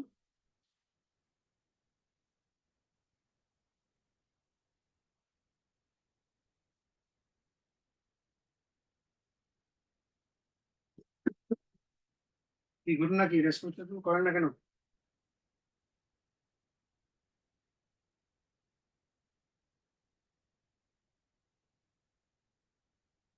ওকে, তাহলে এবার আসেন 40 সালে লাহোর প্রস্তাব। এরপরে আমরা জানি এই লাহোর প্রস্তাব দেওয়ার পরে ব্রিটিশদের আস্তে আস্তে কি করে, ব্রিটিশদের আস্তে আস্তে ঘুম ভাঙে। ব্রিটিশরা চিন্তা করলো তাদের যে ক্ষমতাটা এখানে আরো লেন্দি করতে, লেন্দি করার জন্য তারা দ্বিতীয় বিশ্বযুদ্ধে এখানকার মানুষের কাছ থেকে, অর্থাৎ এখানকার রাষ্ট্রের কাছ থেকে কিছু সৈন্যের জন্য, দ্বিতীয় বিশ্বযুদ্ধে ব্রিটেন কিন্তু খুব বাজে একটা অবস্থা ছিল, শেষের দিকে ভালো অবস্থানে আসছে। তো এই কারণে 1942 সালে একজন লোককে পাঠিয়েছিল, তার নাম হচ্ছে স্ট্যাফোর্ড ক্রিপস। এই ক্রিপসের বিরুদ্ধে যে আন্দোলন, এটাকে বলা হয় ভারত ছাড় আন্দোলন। হ্যাঁ, ভারত ছাড় আন্দোলন। তাহলে 1942 সালে ব্রিটিশরা পাঠাইছিল ক্রিপস মিশন। এই ক্রিপস মিশনের বিরুদ্ধে যে আন্দোলন করছিল মহাত্মা গান্ধী, এটাকে বলা হয় ভারত ছাড় আন্দোলন। তাহলে 1942 সালে গুরুত্বপূর্ণ দুইটা ঘটনা আমরা পাই। একটা হচ্ছে 1942 সালের ভারত ছাড় আন্দোলন, একটা হচ্ছে 1942 সালের ক্রিপস মিশন। ওকে, তারপর ব্রিটিশদের কারণে 1943 সালে এই অঞ্চলে কি হয়েছিল, দুর্ভিক্ষ হয়েছিল, যেটাকে আমরা কি বলি, তেতাল্লিশের মনন্তর বলি। তেতাল্লিশের মনন্তর বা 50-এর মনন্তর বলি। 1943 সাল বাংলায় হবে কত সাল? বাংলায় হবে 1350 সাল। ওকে, তারপর আসেন 1946 সালে তারা আরেকটা মিশন পাঠিয়েছিল, এটার নাম হচ্ছে মন্ত্রী মিশন পরিকল্পনা। মন্ত্রী মিশন, বলেন। স্যার 1937 সাল থেকে একটু আবার বুঝাই দেন, বুঝতে পারি নাই। 1937 সাল থেকে, ওকে ওকে। আমরা বলেছি 1935 সালে কি হলো, ভারতীয়দের জন্য একটা শাসনতন্ত্র তৈরি করা হয়েছিল, যেটার নাম কি, যেটার নাম হচ্ছে ভারত শাসন আইন 1935। ওকে, ভারত শাসন আইন 1935। এই ভারত শাসন আইনের ভিত্তিতে প্রথম আইন হয়েছে 35-এ, নির্বাচন হয়েছে 1937-এ। তাহলে অবিভক্ত বাংলা কেন বলছি, বাংলা তো ভাগ হয়েছে 1947-এ। তাহলে এর আগে পুরোটা সময় তো অবিভক্ত বাংলা। 1937-এ নির্বাচন হলো। এই অবিভক্ত বাংলার নির্বাচনে প্রথম মুখ্যমন্ত্রী হলো কে? শেরে বাংলাকে ফজলুল হক। দ্বিতীয় মুখ্যমন্ত্রী হলো আবার উনি, অর্থাৎ উনি টানা দুইবার মুখ্যমন্ত্রী হয়েছেন। তৃতীয়বারের মতো আসেন কে? খাজা নাজিমুদ্দিন। চতুর্থবার আসেন কে? শেরে বাংলাকে ফজলুল হক, অর্থাৎ সরি, হোসেন শহীদ সোহরাওয়ার্দী। অর্থাৎ 37 থেকে 47 পর্যন্ত আমরা কয়জন মুখ্যমন্ত্রী পাচ্ছি? চারজন মুখ্যমন্ত্রী পাচ্ছি, তার মধ্যে একজন দুইবার এসছেন। ওকে, তাহলে এরপরে দেখেন 1939-এ দ্বিজাতি তত্ত্ব ঘোষণা করেছে কে? দ্বিজাতি তত্ত্ব ঘোষণা করেছে মোহাম্মদ আলী জিন্নাহ। মোহাম্মদ আলী জিন্নাহ বলেছেন যে হিন্দু মুসলিম আলাদা কি হবে, রাষ্ট্র হবে। হিন্দু এবং মুসলিমদের জন্য কি হবে, আলাদা রাষ্ট্র হবে। তারপরে 1940 সালে লাহোর প্রস্তাবে শেরেবাংলা কি বলেছেন, মুসলিমদের জন্য আলাদা, মুসলিমদের জন্য একাধিক রাষ্ট্র হবে। তাহলে মুসলিমদের জন্য, উনি কিন্তু হিন্দুদের কথা বলেন নাই, উনি বলেছেন মুসলিমদের জন্য একাধিক রাষ্ট্র হবে। জিন্না বলেছিলেন হিন্দু মুসলিমদের জন্য একাধিক রাষ্ট্র, অর্থাৎ একটা হিন্দু রাষ্ট্র একটা মুসলিম রাষ্ট্র। ওকে, জিন্না আমাদের জন্য শেরেবাংলা ফজলুল হক আমাদের স্বার্থের দিকে তাকিয়ে পূর্ব পাকিস্তানকে উনি আলাদা করতে চেয়েছিলেন। ওকে, তারপরে আসেন 1942 সালে দুইটা আন্দোলন হয় এখানে, একটা দুইটা বিষয় আছে এখানে, একটা হচ্ছে ভারত ছাড় আন্দোলন, অর্থাৎ ব্রিটিশরা যখন বাংলায় আসে, এই ভারতীয় উপমহাদেশে আসে কেন, দ্বিতীয় বিশ্বযুদ্ধে তাদেরকে হেল্প করার জন্য, এখানকার নেতাদের সাথে কথা বলতে, অর্থাৎ যেন তারা সৈন্যবাহিনী দিয়ে ব্রিটেনকে সহযোগিতা করে। ব্রিটেন কার সাথে লড়ছিল তখন, জার্মানির সাথে লড়ছিল। তখন গান্ধী ক্রিপসকে তাড়াই দেওয়ার জন্য ব্রিটিশ যারা প্রতিনিধি আসছিল, তা কে আসছিল বললাম, স্যার স্ট্যাফোর্ড ক্রিপস, ক্রিপস আসছিল। ক্রিপসকে তাড়াই দেওয়ার জন্য যে আন্দোলন করেছে তাকে বলা হচ্ছে ভারত ছাড় আন্দোলন। তারপর 1943 সালে যখন জাপান মায়ানমারকে দখল করে রেখেছিল, দ্বিতীয় বিশ্বযুদ্ধ কিন্তু তখন চলমান, জাপান যখন মিয়ানমারকে দখল করেছিল, তখন জাপান থেকে খাদ্যশস্য, মিয়ানমার থেকে চাল এই অঞ্চলে আসতে পারে নাই, এই জন্য একটা দুর্ভিক্ষ হয়েছিল। এই দুর্ভিক্ষকে বলা হচ্ছে 1943 সালের মনন্তর, অথবা বাংলা যদি বাংলা সাল হবে কবে, কত, 1350 সন, 1350 সনের মনন্তর বলা হয়, অথবা 43-এর মনন্তর বলা হয়। মনন্তর মানে হচ্ছে দুর্ভিক্ষ। এরপরে 46-এ তারা মন্ত্রী মিশন পরিকল্পনার মাধ্যমে এই অঞ্চলটা ভাগ করার সিদ্ধান্ত নেয়। তাহলে মন্ত্রী মিশন পরিকল্পনার মাধ্যমে দুইটা পরিকল্পনা হয়, একটার নাম হচ্ছে লর্ড মাউন্ট ব্যাটেন পরিকল্পনা, একটা হচ্ছে আপনার Radcliffe commission. Radcliffe commission, Mountbatten পরিকল্পনার মাধ্যমে ভারত পাকিস্তান ভাগ হয়ে যাবে। র্যাডক্লিফ কমিশনের মাধ্যমে দুইটা এলাকার বাউন্ডারি নির্ধারণ করবে, অর্থাৎ মানচিত্র আঁকবে দুইটা এলাকার। মানচিত্র আঁকার মাধ্যমে আমরা জানি 1947 সালে ভারত এবং পাকিস্তান কি হয়ে যায়, দুইটা অঞ্চল আলাদা হয়ে যায়। দুইটা অঞ্চল কি হয়ে যায়, আলাদা হয়ে যায়, ভারত পাকিস্তান। ওকে, এই ভারত পাকিস্তান আলাদা হওয়ার পরে আমরা কোথায় প্রবেশ করি, আমরা পাকিস্তানে চলে আসি। কোথায় চলে আসি, পাকিস্তানে চলে আসি। তাহলে এরপরে জিন্না যেহেতু এই সমস্ত ঘটনার দেশভাগে গুরুত্বপূর্ণ ভূমিকা রেখেছেন, সেহেতু পাকিস্তানের প্রথম গভর্নর জেনারেল হয়েছিল মোহাম্মদ আলী জিন্না। পাকিস্তানের প্রথম গভর্নর জেনারেল কে হয়েছিলেন, মোহাম্মদ আলী জিন্না। আমি একটু এখানে এখানে লিখি। এরপরে ঘটনাগুলো তো মোটামুটি আপনাদের জানা আছে, তো আমরা একটু সংক্ষেপে আলোচনা করার চেষ্টা করবো। 47 সাল দেশভাগ হইলো। তাহলে দেশভাগের পরে 1947 সালে দেশভাগ, এটাকে আমরা বলি পার্টিশন। কি বলি, পার্টিশন।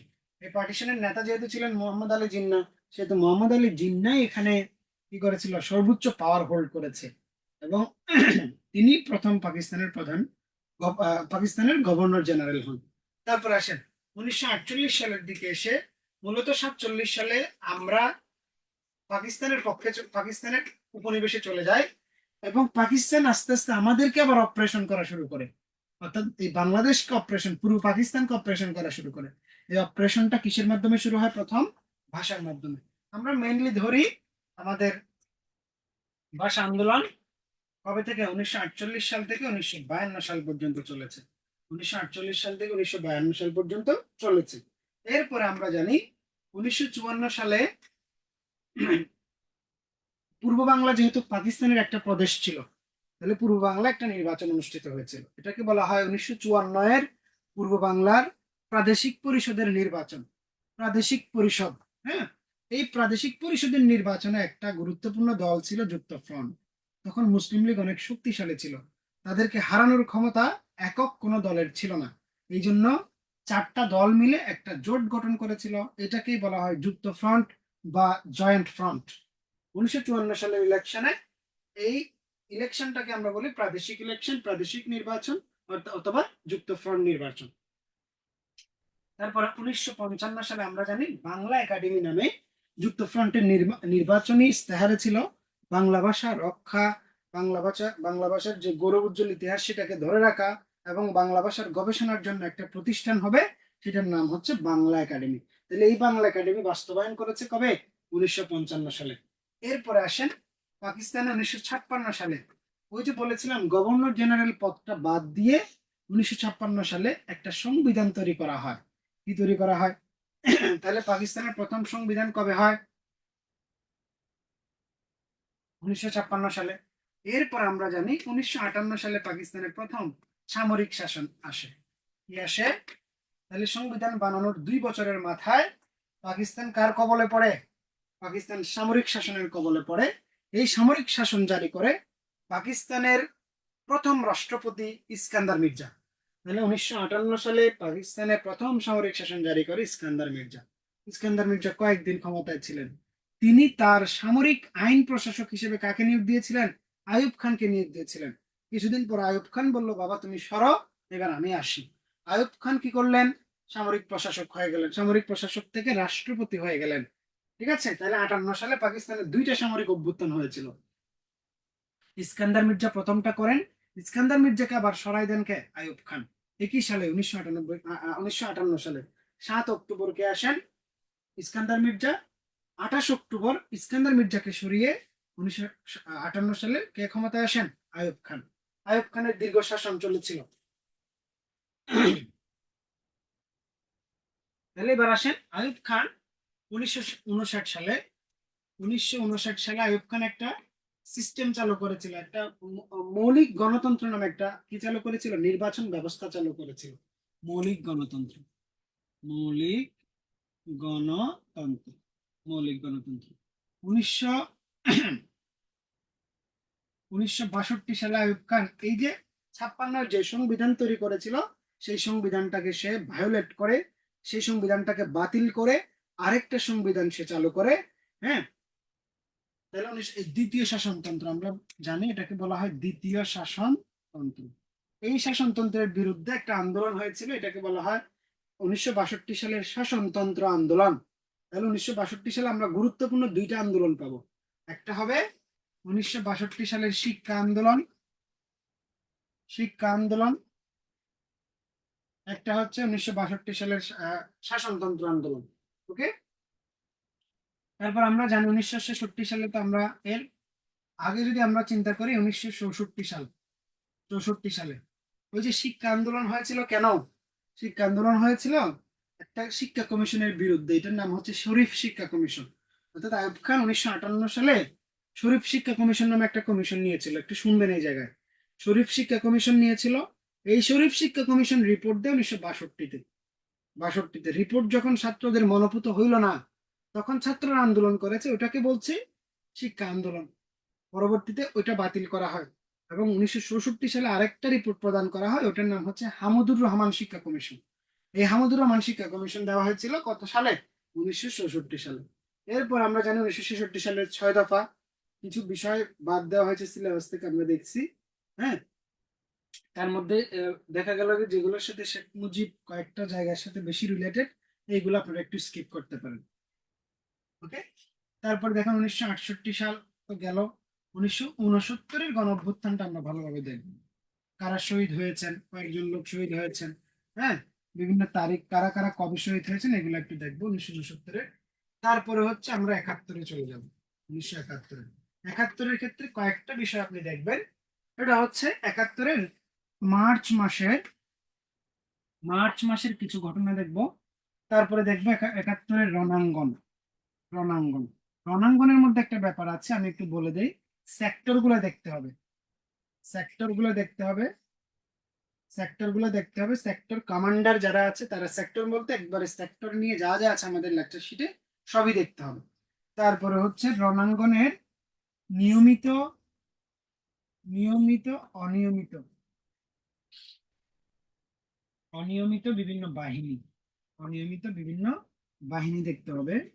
তারপর হচ্ছে বীরশ্রেষ্ঠ যারা, বীরশ্রেষ্ঠদেরকে নিয়ে যত তথ্য আছে লেকচারে যা যা আছে সব পড়তে হবে।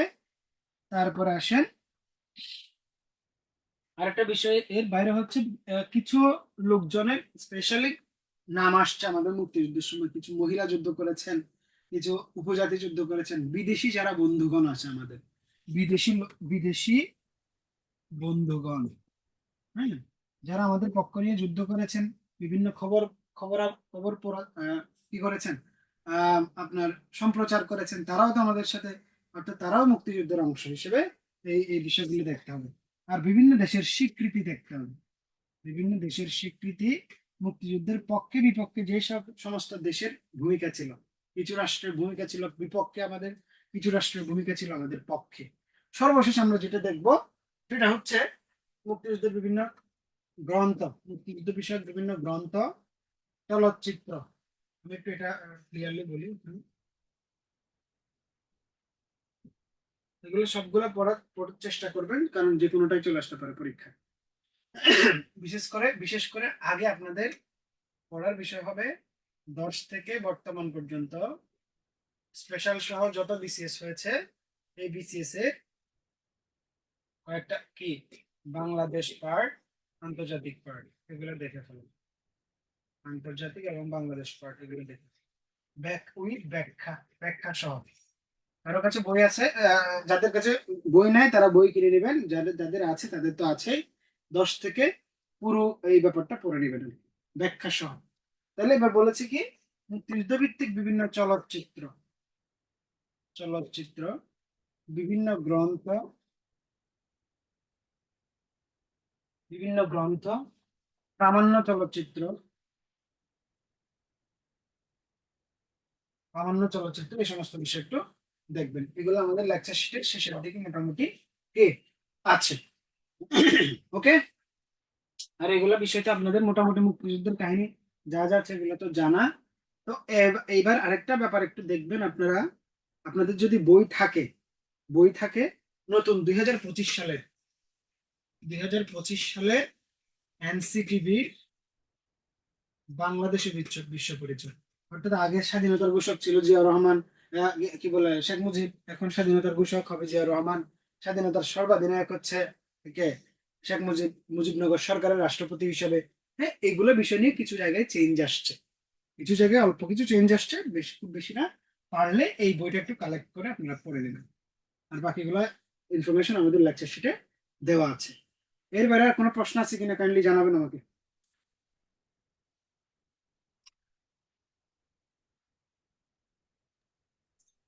স্যার আছে কিনা? বিশেষ করে এখন হচ্ছে তো আমাদের সময় কম শুনেছি। হ্যাঁ, আহ, হ্যাঁ, হ্যাঁ। আগামী অক্টোবরে পরীক্ষা হওয়ার সম্ভাবনা আছে। তো সম্ভাবনা সেক্ষেত্রে বলতে না, সম্ভাবনা না, পরীক্ষা হয়ে যাবে আর কি। পিএসসি জি খুব দ্রুত আগাচ্ছে, হয়ে যাবে পরীক্ষা। জি, তাহলে যদি এটা হয়ে যায় তা আমাদের সিলেবাস তো আসলে বেশি বড় করে পড়ার কোনো সুযোগ নাই। না না, শুধু এই জন্য কিন্তু না আজকে পড়লে দেখেন, আজকে কিন্তু আমাদের মোটামুটি আমাদের নর্মাল যে লেকচারের 5টা লেকচার আমাদের এই টপিক গুলো থাকে আর কি। নর্মালি এই 1.5 ঘন্টায় আপনার এই এই এই হিস্ট্রিটা বলা বা এটা করা খুবই টাফ আর কি। 1.5 ঘন্টা এটা বলা, মাঝখানে আমি কিন্তু কোনো ঘটনায় আমি এখানে বিস্তারিত খুব বেশি বলি নাই, শুধু জাস্ট পরীক্ষায় যে বিষয়গুলো আসতে পারে ওগুলোই বলছি কয়টা। তো এখন দেখেন, এই আপনারা একটু চেষ্টা করবেন যে জিস্ট আকারে পড়তে।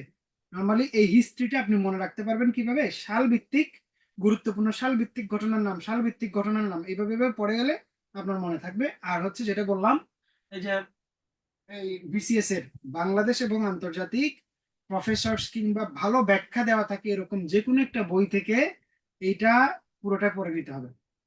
ক্লিয়ার? জি, আমাদেরকে যে শীটটা দিয়েছেন স্যার এটা মানে কি ব্যাপক দিয়েছেন নাকি এমনি না আপনারা না, আবার সংক্ষিপ্ত করে দিয়েছেন, এটা একটু শীত জানতে চাই। শীটটার মধ্যে মোটামুটি ভাবে আপনাদের মানে জিস্ট আকারে দেওয়া হয়েছে আর কি। আপনি দেখবেন ওখানে চার্ট চার্ট করে, বিভিন্ন চার্ট করে দেওয়া আছে আর কি। তো খুব বেশি বিস্তারিত না। আপনারা কাজ করবেন, শীট যদি আপনাদের বড়ও লাগে, আপনারা একবার পড়ে ফেলার পরে নিচে কিছু প্রশ্ন থাকে, ওই প্রশ্নগুলো প্র্যাকটিস করবেন। ঠিক আছে? জি স্যার, শুক্রিয়া। হুম। তাহলে এভাবে পড়াশোনা করেন, আল্লাহ ভরসা ইনশাল্লাহ ভালো হবে আশা করা যায়। নিয়মিত পরীক্ষা দেন, এখানকার মডেল টেস্ট, বিভিন্ন জায়গায় মডেল টেস্ট দেন, নিজেরাও বিভিন্ন অ্যাপের মাধ্যমে পরীক্ষা দিতে পারেন। পরীক্ষা দিতে থাকেন, পরীক্ষা দিয়ে ব্যাখ্যা পড়ে একটা নিজের মতো একটা বিষয় গুছাই নেবেন। যেগুলো পারেন ওগুলো নোট করার দরকার নেই, যেগুলো পারেন না, আপনার বারবার ভুল হচ্ছে, ওই জিনিসগুলো আপনি একটা ছোট খাতায় নিয়ে আসেন, প্রত্যেকটা সাবজেক্টের জন্য আলাদা আলাদা খাতা বানাবেন, ওগুলো টুকায় রাখবেন। মানে ফ্রি টাইম দেখে আপনি এটা 1 সপ্তাহের মধ্যে 2-3 বার করে রিভিশন দিবেন। রিভিশন না দিলে মনে থাকবে না সাধারণত, যে কোনো সাবজেক্ট, সেটা ম্যাথও মনে থাকবে না, ইংরেজি মনে থাকবে না, কোনোটাই মনে থাকবে না। এই জন্য প্র্যাকটিস করেন, বারবার প্র্যাকটিস করেন। আপনি যদি শুধু বিসিএস এর প্রিভিয়াস ইয়ারের কোয়েশ্চেন গুলো পড়েন, মোটামুটি আপনার বেশ কমন আসবে আর কি। তো এখন বিষয়টা হচ্ছে, আমার তো কমন আসলে হবে না, কয়টা মোটামুটি 50% মার্ক হলে তো আমি পাচ্ছি না, আমার তো আরো বাড়াইতে হবে মার্ক। এই কারণে আমার আরো সিরিয়াসলি পড়তে হবে, আমার এক্সেপশনাল কিছু জানতে হবে। নয়তো আমি প্রিলিতে যদি আমার 30-40 না থাকে, আমি হয়তো ক্যাডার পাবো না। ঠিক আছে, 130-40 যদি না থাকে, যেহেতু প্রিলির মার্কের উপর ডিপেন্ড করবে। ভালো ভালো যে ইউনিভার্সিটি গুলো আছে, ভালো ভালো যে পোলাপানগুলো ভালো পড়াশোনা করছে, তারা কিন্তু প্রিলিতে অনেক মার্ক তুলবে। একদম কিছু পোলাপান আছে দেখবেন খুবই এক্সট্রাঅর্ডিনারি শিক্ষা, এই যে স্পেশাল বিসিএস এ তারা কিন্তু 150 মতো তুলে ফেলবে। এইগুলো খুব রেয়ার কেসেসে হয়তো কিছু লোকজন তুলবে, কিন্তু অ্যাভারেজ মার্ক থাকবে আপনার ধরেন 125 থেকে 35-এর এর মধ্যে। তাহলে ওই যে ওই লাইনটা তো আপনার ধরতে হবে, ঠিক না? এই কারণে আপনাদের যেহেতু সাবজেক্টিভটাতে ভালো করার, যদি খুব বেশি ভালো করতে পারেন, তাহলে এদিকে একটু কম নিয়ে আপনি হচ্ছে ভালো করতে পারছেন। যদি দুইটার মধ্যে আবার ভালো একটা ব্যালেন্স করা যায়, আমার মনে হয় যে খুব ভালো হয় আর কি। ওকে, তাহলে সবাই ভালো থাকবেন, সুস্থ থাকবেন, আমি শেষ করছি। সবার জন্য শুভকামনা। আসসালামু আলাইকুম।